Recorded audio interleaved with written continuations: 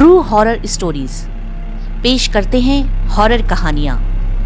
एक खूनी इंतकाम के पिछले पार्ट में हमने सुना एक गरीब परिवार का लड़का प्रिंस एक बड़े घर की लड़की से प्यार कर बैठता है।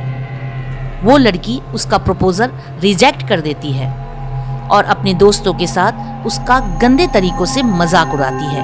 इस घटना के कुछ दिनों बाद से इन सभी के साथ अजीब अजीब घटनाएं होनी शुरू हो जाती हैं। कभी उनके पीछे गली के कुत्ते भागने लगते, कभी दरवाजा अपने आप बंद हो जाता, कभी कमरे की लाइट्स अचानक बंद हो जाती, कभी किसी की हंसने की आवाजें आती, कभी टंकी से पानी आना बंद हो जाता। और सबसे बुरा तो उनके दोस्त मुकुल के साथ हो रहा था। सब लोग परेशान थे, ऐसा क्यों हो रहा है। वो किसी को कुछ बता भी नहीं पा रहे थे। आगे क्या हुआ आइए सुनते हैं। उन्हें मुकुल के बारे में भी पता चला और उन्होंने सोचा वो सब एक साथ बैठकर इस बारे में बात करेंगे।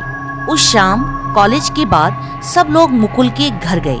मुकुल की मम्मी बोली, बेटा मुकुल की तबीयत ठीक नहीं है, वो ऊपर है। वो सब सीढ़ियों से ऊपर जाने लगे। वहां जाकर उन्होंने देखा मुकुल अपने कमरे में अंधेरा करके बैठा हुआ है। निशा बोली, मुकुल कैसा है? आ गए तुम लोग, मैं तुम्हारा इंतजार कर रहा था। मुकुल ने जैसे ही पलट कर देखा वो सब डर गए और उनकी चीख निकल गई। मुकुल ने अपने पूरे शरीर पर ब्लेड से निशा निशा लिखा हुआ था। उसके हाथों से खून टपक रहा था। एक लड़का बोला, मुकुल? तो वो गुस्से से चिल्ला उठा और बोला, प्रिंस हूं मैं, प्रिंस, समझे तुम लोग? इतना सुनकर वो सब लोग वहां से भागने लगे। भागते भागते वो सब घर के बाहर आ गए थे। सब तो भाग गए, लेकिन एक लड़का वहीं गिर गया और मुकुल ने उसे मार दिया। जब तक मुकुल के घर वाले भागकर आए तब तक उस लड़के की मौत हो चुकी थी। उस लड़के को मारने के बाद मुकुल वहां से गायब हो गया था। उधर मुकुल के घर वाले परेशान थे। उन्हें समझ नहीं आ रहा था कि मुकुल को कहां ढूंढे। एक ही वीक के अंदर इसी तरह संदिग्ध परिस्थितियों में निशा के सारे दोस्तों की मौत हो गई। अब बची थी बस निशा। निशा के मम्मी पापा निशा को लेकर प्रिंस के घर गए। वहां जाकर प्रिंस के मम्मी पापा ने बताया उस दिन हुई इंसल्ट से परेशान होकर प्रिंस ने सुसाइड कर लिया था। निशा ने उन दोनों से माफी मांगी और वो तीनों अपने घर वापस आ गए। और फिर एक दिन शहर के पास एक जंगल से मुकुल की डेड बॉडी मिली।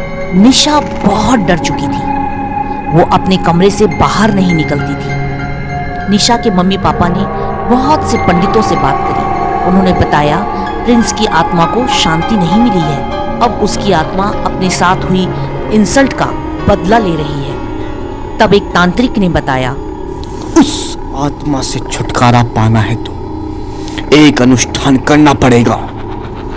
उससे माफी मांगनी पड़ेगी। अगर वो मान गया तो तुम बच सकती हो, वरना कोई तुम्हें नहीं बचा सकता। तांत्रिक की बात मानकर निशा के मम्मी पापा ने उपाय कराया। निशा ने प्रिंस से माफी मांगी। वो बोली, प्रिंस, हम सब बस मजाक कर रहे थे। हमें नहीं पता था तुम इतना बड़ा कदम उठा लोगे। प्लीज मुझे माफ कर दो और मुझे छोड़ दो। मुझे मत मारना। प्रिंस की आत्मा ने निशा को नहीं मारा, लेकिन इसके बाद कभी कभी निशा को हंसने रोने की आवाजें आती थी। निशा के मम्मी पापा ने उसे विदेश भेज दिया, लेकिन फिर भी उसके साथ ये सब होना बंद नहीं हुआ। और एक दिन खबर आई निशा ने 15th फ्लोर से छलांग लगाकर सुसाइड कर लिया।